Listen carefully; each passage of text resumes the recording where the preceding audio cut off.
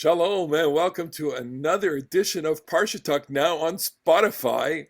We are so glad you are with us, and I want to welcome my good friends, Rabbi Barry Chesler, Solomon Schechter Day School of Long Island, Rabbi Jeremy Kalmanovsky, Anshe Chesed in New York City. It's great to see you both. We have Parasha Re'eh, was it the fourth Parsha in the book of Devarim?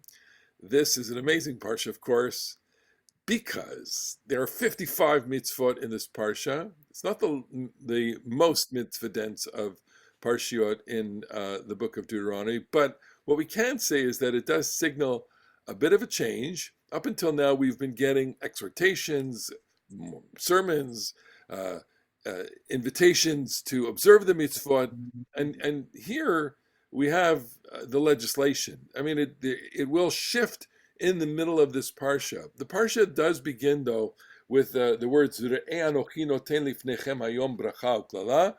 see, I'm giving to you this day a blessing and a curse. It goes into what the blessing is, the blessing if you observe the law, and the curse if you do not. And then it talks about a very interesting phenomenon, that when you get into the land, you are into the land, you're basically going to develop one center of worship. You have to, of course, destroy all of the foreign worship that's in the land, all of the idolatrous places that are in the land, which only indicates that idolatry was a phenomenon in very concrete physical terms in antiquity.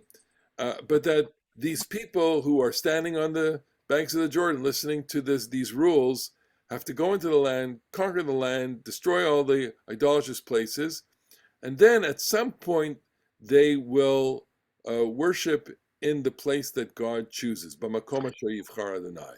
I have to add something here, because from the perspective of the Israelites on the east side of the Jordan, they understand idolatrous places. But the reality is that the places that are going to be destroyed are places of worship of the one true God. That the centralization is going to eliminate also authentic Jewish Israelite religion, not just inauthentic religion. And we only realize that after the fact. Right, because if you read, for example, the book of Joshua, book of Judges, and really up, into the book of Samuel, you see that the sanctuary is in different places. The sanctuary in the book of Samuel, Elkanah and Hannah, they make a pilgrimage to Shiloh. That's where the sanctuary is, and in fact there is an archaeological dig in Shiloh today with some remnants of that sanctuary space. It was a kind of pre-temple. The point, though, is that there is a need for centralization. And I want to ask this question, and discuss it with you. I mean, the pros and cons. What's good about the centralization and what's bad about it? And, the follow-up question, which I'll present now, is, would we want that now? We want, so what's the intent of Moshe here, Deuteronomy in parenthesis, to establish this, and is it a good thing or is it a bad thing? So who wants to take that one? Well, I'll start. Go ahead. I'll start. I would say that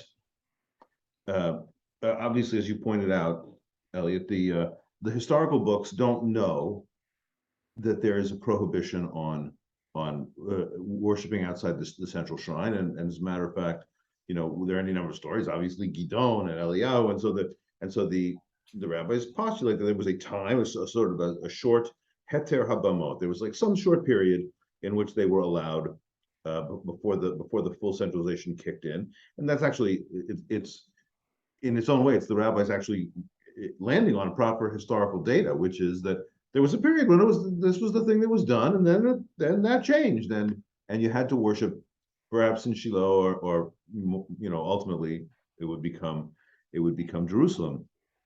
What's the pluses? What's the minuses? What are they trying to accomplish? Well, at one level, they're suspicious of the people's faithfulness in worshiping God in the proper way, because they think that the shrines, they're like full of, they have asherot, and people planted the sacred trees, and there's certain kinds of icons that are probably brought into into the worship that the writers of Deuteronomy want to get rid of. They don't trust the local shrines, and so they want to make sure that everybody hews to the worship of the aniconic, the no idols, no images worship of the true God. And that's not a bad thing, obviously, but it starts from a position that we got a problem here. We got a problem is that we don't really trust the people's behavior and the people's theology, and we can only really be sure that we're going to get the right answers and the right theology and the right behavior if we control of it. If we take control and make people come to Jerusalem. That kind of like suspicion is a little bit unappealing to me. And I think that the more Protestant, so to speak, image of every church can do things in its own way. Every local community is going to have its own traditions. That is kind of appealing to me. And I think that one of the strengths of Judaism is that we don't have a pope, and we don't have a magisterium, and we don't have a central. We have a central loyalty to the book, and we have a central. Are you loyalty throwing your hand into the ring? and, I'm making an exploratory committee. Let's just say. Really. I'll send a donation. Okay, it's not tax deductible, by the way. But I think one of the reasons that Judaism has thrived is it's tolerated a certain amount of idiosyncrasy and locality, even while having. I think it's not like everything goes and it can be totally different. We have a loyalty to the book and a loyalty to the mitzvot and a loyalty to the basic ideas.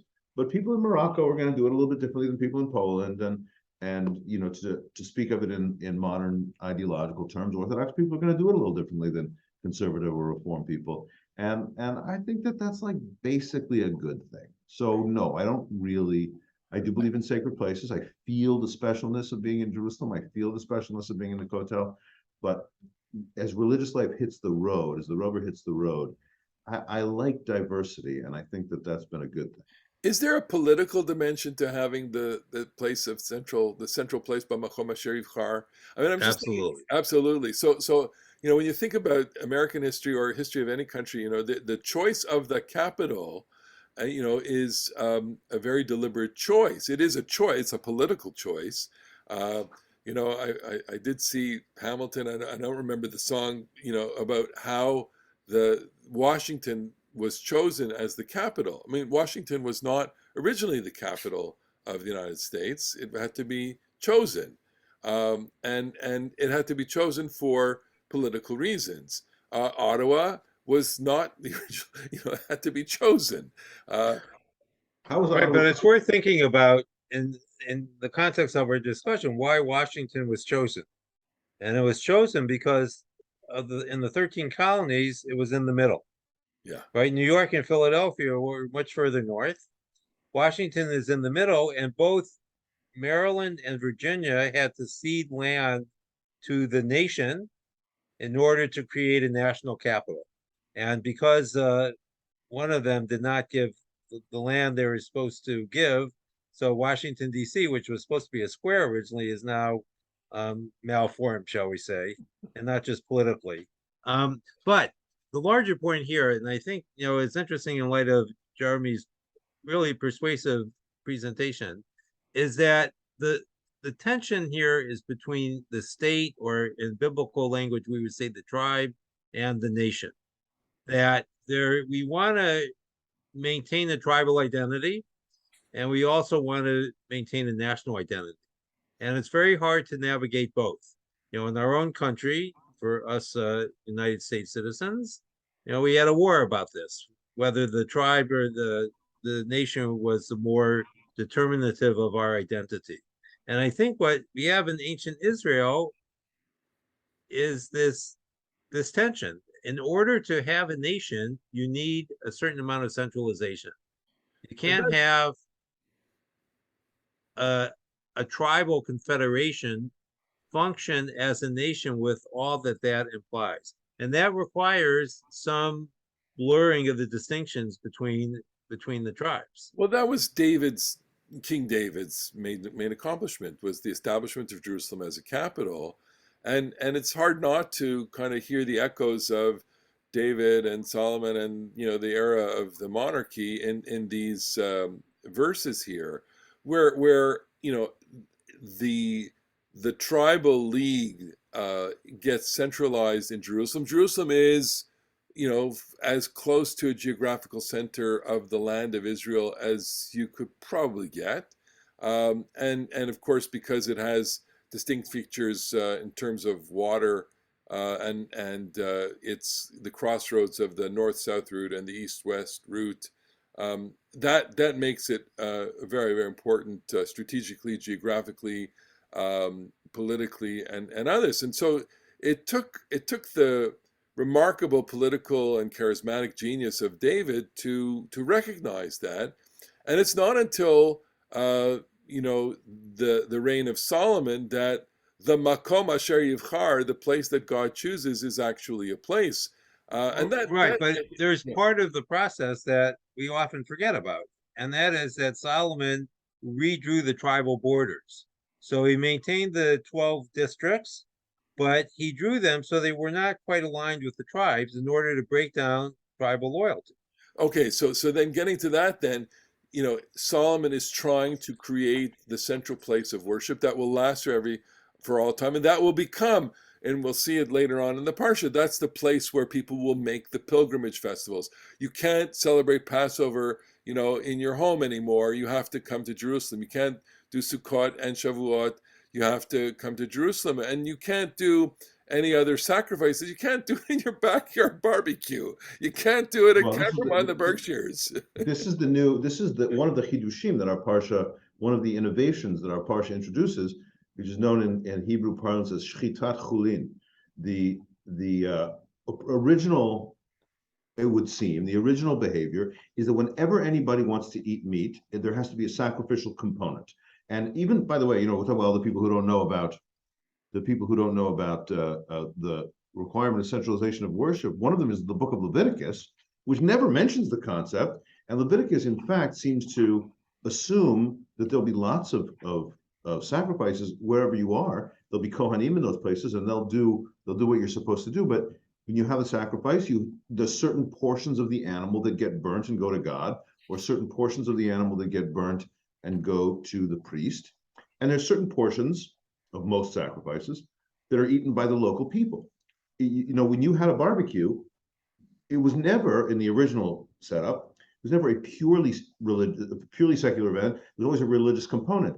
And now in our parsha, when the Torah says, "Ki yarchiv Adonai Elohecha et givulcha kasher diber lach," you're going to be very fortunate. Your borders are going to get nice and big, and you're going to be far from the central shrine. Ve'amarta ochla basar ki ta'ava nafshecha le'echol basar, and you say, I would really like to have, some fleishiks. Ki yerchak mimcha hamakom asher yivchar Adonai Elohecha lasum shmo sham. But it's going to be far for you to go to Jerusalem. You're not going to be able to go every time you want to have a hamburger. V'zavachta mi bekarcha u'mitzoncha asher natan lecha asher natan Adonai lecha kasher tziviticha ve'achalta b'sharecha b'chol asher avat nafshecha. Here's what you can do. You can have this new thing called shchitat chulin. You can sacrifice your animals in a purely secular way locally. That means that you can now eat fleishiks without the religious component, and it'll be a local thing, which is the only sort of, people could become vegetarians, of course, but it's the only logical concession to the centralization of worship, that the local eating of meat can now itself be secularized, restricting all of the sanctity, restricting all the religious content of meat eating to the shrine in Shiloh or Jerusalem or wherever it might be. And it comes with a couple of provisions, namely, you can't eat the blood, and you have to. It's as you say, desacralized. That is to say, but there's still a vestige of the sacred there, which is the blood. The blood always goes to God. You can't put the blood on the altar, which would then enable you to eat the sacrifice if it were an edible sacrifice.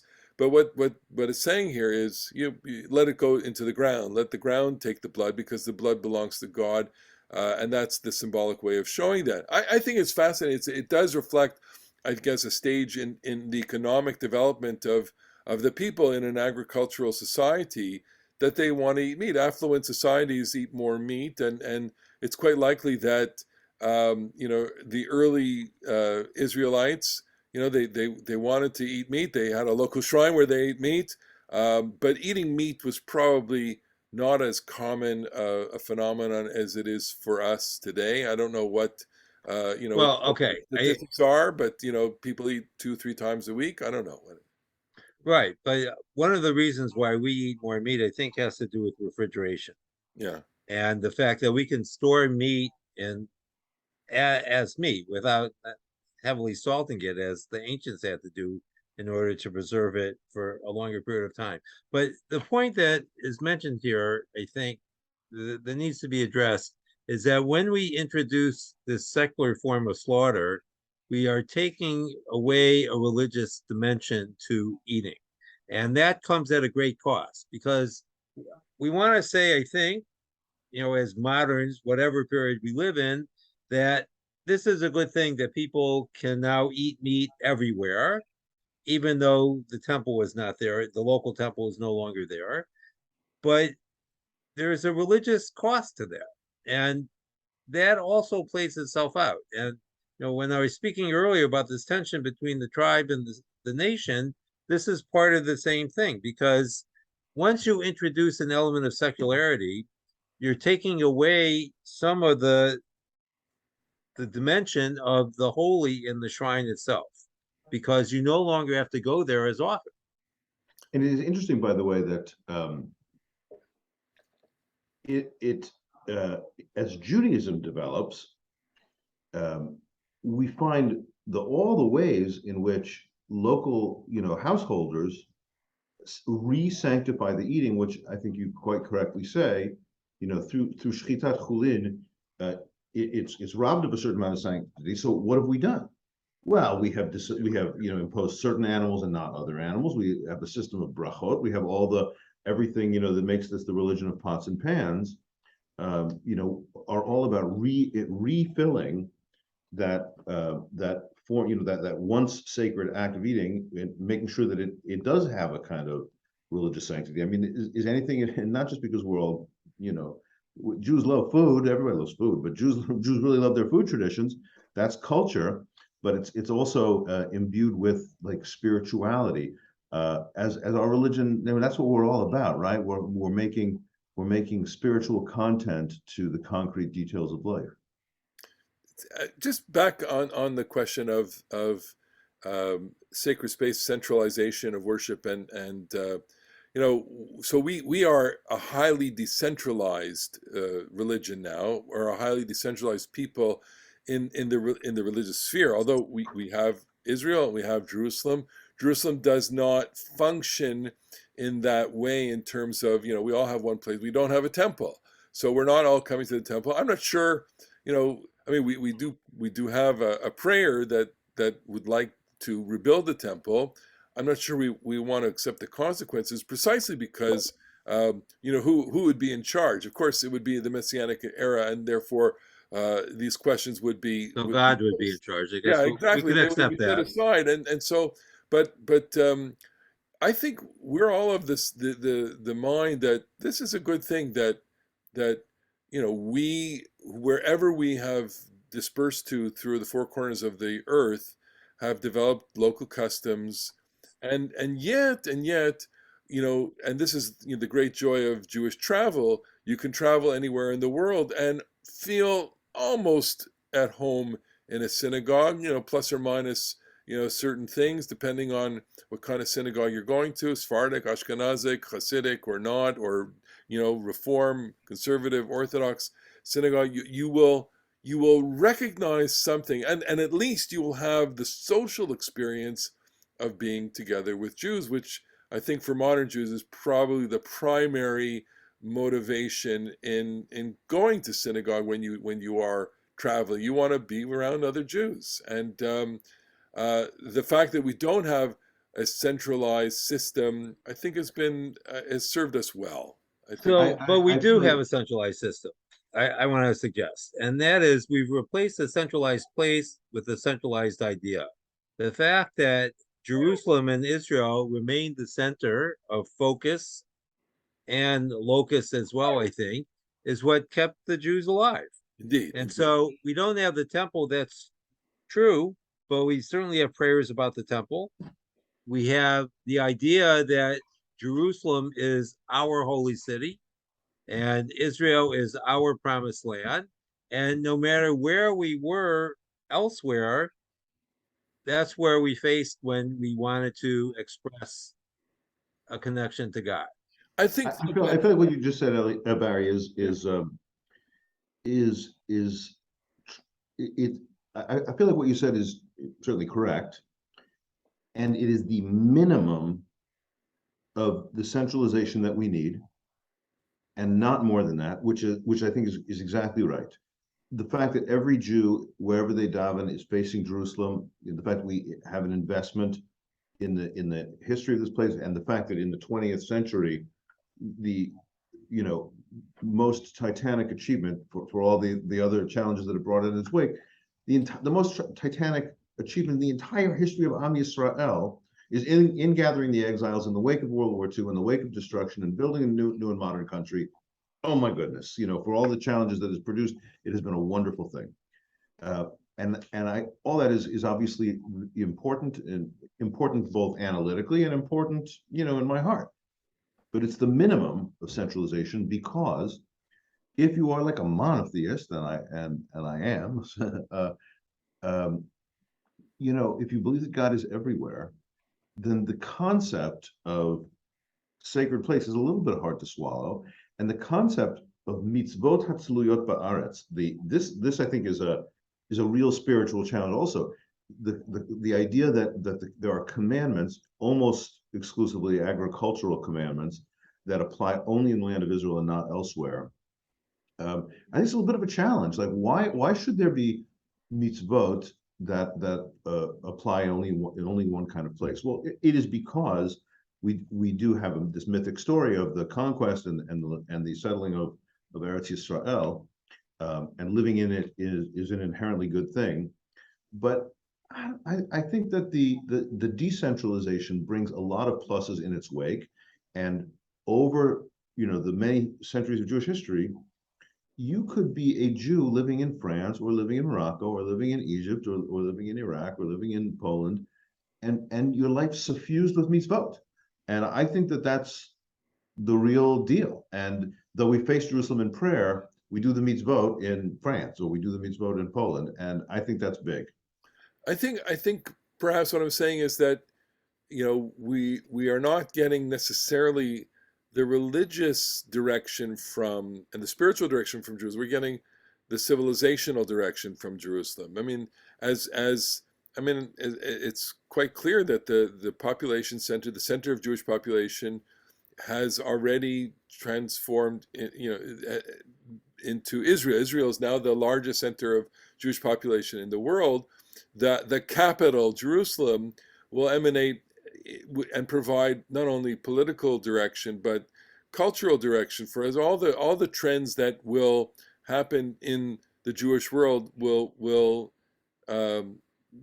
emanate from Jerusalem. So without a temple, and as decentralized as we are, I think, still going to, we're going to now have a different set of influencing factors from Jerusalem as the decades proceed. Let them proceed in safety and peace. Let's turn to one of the psukim, one of the laws in this parsha, a law dealing with poverty. Ki yiyeh v'cha evyon. If there should be a poor person, me'achad achecha, from among your brethren, be'achad sharecha, in any of your gates, be'artzecha, in your land, asher Adonai Elohecha noten lach, the land that God is giving to you, lo te'ametz et levavcha. This is chapter 15, verse 7. Lo te'ametz et levavcha. Last week I wrote a sheet on the word levav, and how lev is one of the primary themes in in Dvarim, B'chol levavcha, ki yomar bilvavcha, etc. With all your heart, you speak in your heart. And here it's te'ametz et levavcha, tevavet et levavcha. Let not your heart be uh, Hard. hard, Yes. firm, Stony and stony. Ametz, chazak ve'amatz. The word amatz is, be strong and of good courage. And here it's kind of inverted. Let your heart not turn away from a person. Let your not be so strong that you will not, take care of your person. I don't know if you have your own set of comments here on this, Jeremy. Go ahead. No, I mean, well, yeah. this is. I mean, this is a beautiful, tremendously beautiful passage. Don't harden your heart. Don't shut your hand. Open your heart. Open your hand. And that's like in my own personal spiritual life. It's like a little mantra that I try to open your heart. Petach libi b'toratecha, and open your hands.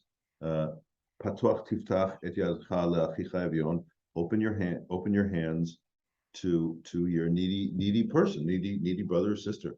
So I feel that one of the things that I like about the heart vocabulary of Deuteronomy is that it really does it makes it clear to me at least that all the mitzvot are not only about here's the behaviors you're supposed to do, but here's the person you're supposed to be in those behaviors. Those behaviors train you to be not hard-hearted but soft-hearted, and not closed hand but open hand. And so that's how I feel about tzedakah. I live in New York City. New York City, our many listeners, know or don't know, or you remember from your visits or what. New York City has got a lot of poor people, and I would say that COVID has left New York, frankly, a little dirtier, a little grungier, and there's more people on the street asking for money. I personally try not to give, money when I'm pretty sure that somebody's going to use it for drugs. But just yesterday, as a matter of fact, I did something which I'm not accustomed to entering a fast food restaurant and ordering trade stuff. But yesterday, I was a guy on the street. He says, "Will you take me in and buy me some chicken?" So I went in and I bought him some chicken. And I was at Popeyes, and I've never been in a Popeyes chicken place before. And I just feel like, thinking about this parasha and these mitzvot, can these behaviors, can you train yourself to be open-hearted and open-handed? And if you can, then I think that the Torah will have done its job. So do you have to, when you live in New York, do you have to kind of calibrate your I don't know, errand, your grocery errand? You have to carry a few extra bucks in your pocket. Whenever you're taking the subway, you're gonna see someone on the stairs of the subway. You're gonna see someone outside the grocery. You're gonna see. I mean, that's just the way it is. You described life pretty accurately there. How That's how do you that's the way it is. how do you calibrate your life? Do you have to do that? I mean, is it an extra tax to live in New York City for you? Well, it's good. It's not definitely there's it so happens that uh there's a supportive housing, a couple of supportive housing buildings right near mine. And so truthfully, I got to tell you, I know most of the people on the street. They've been there for a long time. And whether this is nice or not nice, I don't know. I have the people I give to and the people I don't give to. Of course.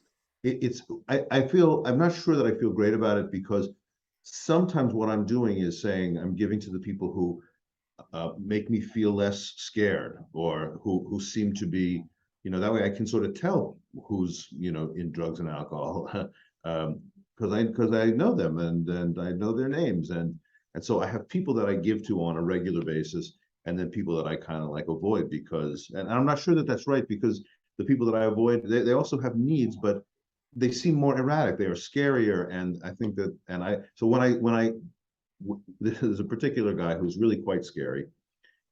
He says, "Can I, buy me some food? Buy me some food." So I said, "Let's go in and get pizza." He says, "No, I can't have that." I'm like, "I know you're just buying. I know you just want drugs."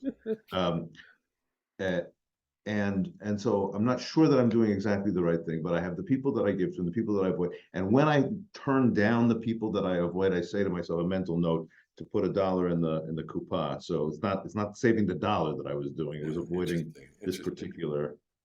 It's a complicated thing. I mean, the world was configured differently in antiquity, but maybe not. I mean, it says It wasn't. I have to say, you went to verse 7, but we also have to consider verse 4, which is the direct opposite of verse 7.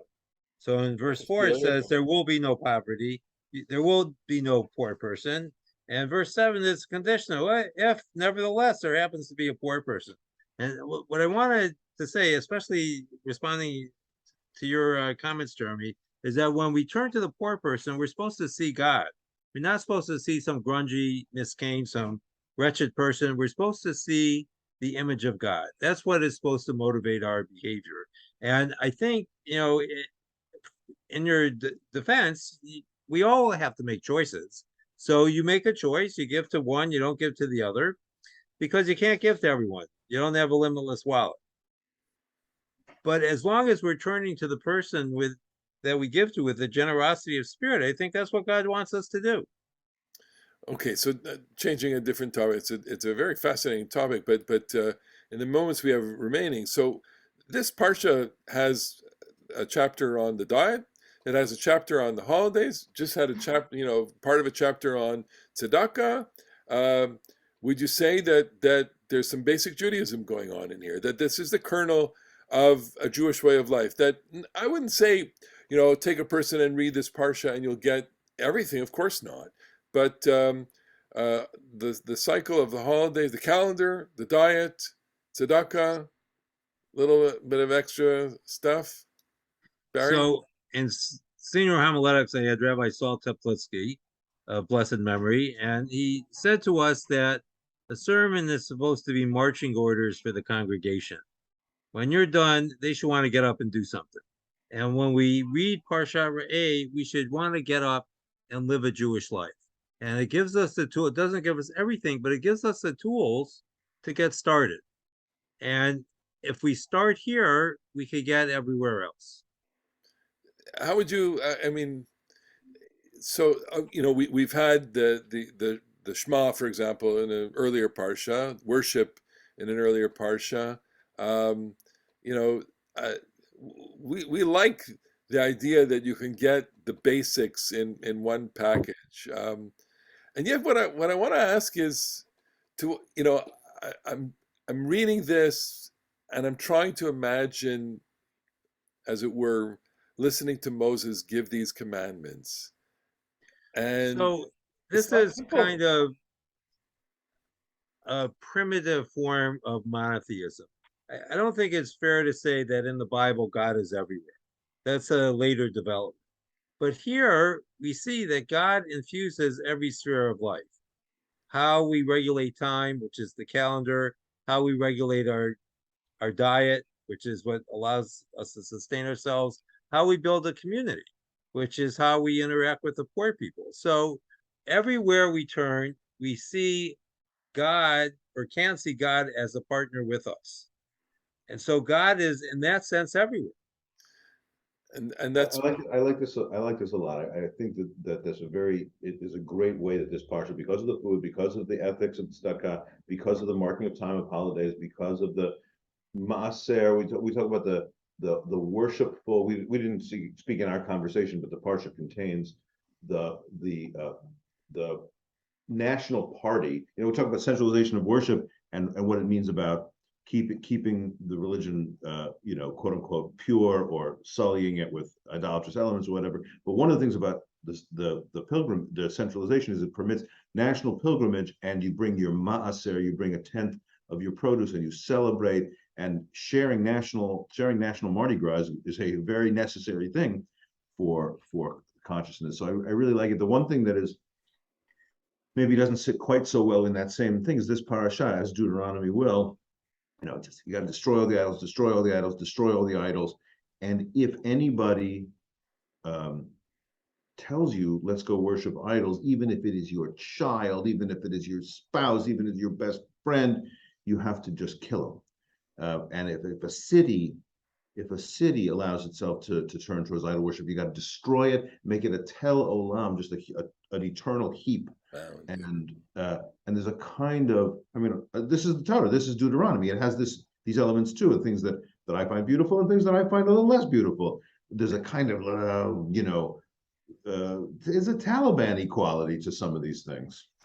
It's serious. It means take it seriously. Look, we all have our difficult elements, but this has been it's a remarkable parsha, as they all are, but remarkable for the reasons that we elucidated here, because you have the basic foundation stones of Jewish life in this parsha. I think that's a useful frame within which we can look at this parsha, and of course, it's been a useful conversation as always. Can I say one last thing? Go ahead. One last thing. You pointed out at the very beginning of the parasha that says, "I place before you blessing and curse," and this is open parentheses to 75% of the book of Deuteronomy. Here's the blessing and the curse. Here's the law, and it's going to come to a conclusion in Kitavo and Nitzavim in chapters 26, 27, 28, 29, 30, where the closed parentheses is going to come along and say, I place before you blessing and curse, death and life, and therefore choose life. Choose life. Choose life.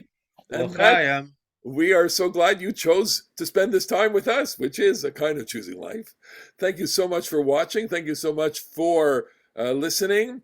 And on behalf of my colleagues, we want to say good Shabbos to everybody. Shabbat Shalom. Shabbat Shalom. We'll see you next week on the next edition of Parasha Talk.